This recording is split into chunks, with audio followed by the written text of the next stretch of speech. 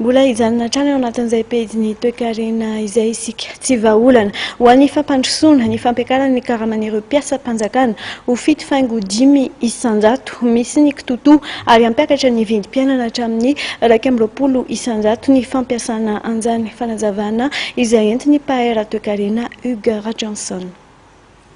Hisy fiakaran'ny fito faingo 5 isan-jato ny karaman'ny mpiasa-panjakana araka ny kabary izay nataon'ny filoham-pirenena tamin'ny lanonana izay nitotosaina ny fahavalo ny volana janoary teo.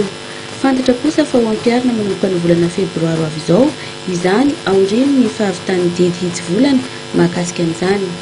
Zava-doza ny fampiarana izany ho an'ny fiainam-pirenena araka ny fahitany ny pahay toe-karena.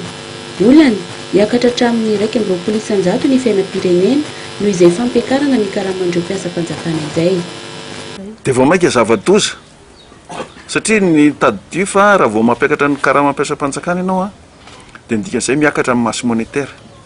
Rehefa miakatra amin'ny masse monétaire dia misy ny inflation.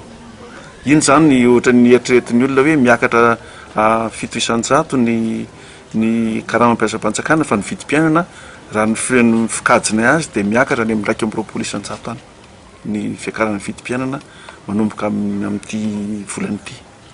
Dia io zavatra io zany izay foana le izy hoe faly foana tsika mampiakatra n'ireny karama ireny fa tsy tokony atao ary tsy tokony atao mandrakizay.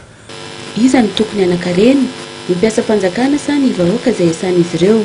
Izay no fanontaniana apetraky ny pahay ara-toe-karena. Iza ny tokony hanakarena le vahoaka sa le mpiasam-bahoaka?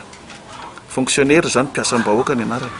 Raha $1 no azon'ny olona isan'andro tokony inférieur à $1 zany ny karama mpiasa-panjakana.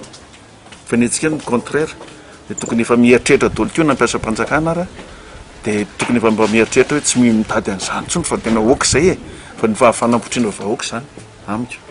Tsy mifanaraka amin'ny tokony ho izy ny zava-mitranga eto amintsika, mampitovy ny firenentsika izay andalam-pandrosoana amin'ireo firenena efa mandroso ny mpitondra ka izay no mahatonga ny olana mipetraka.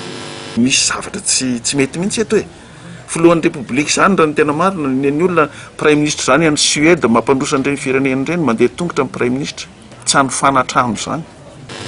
Latsaka kanterena ny sehatra ara-toe-karena ho an'ny Madagasikara hiatra manomboka ny volana febroary 20 ny fampiakarana ny karaman'ireo mpiasa-panjakana eto amintsika.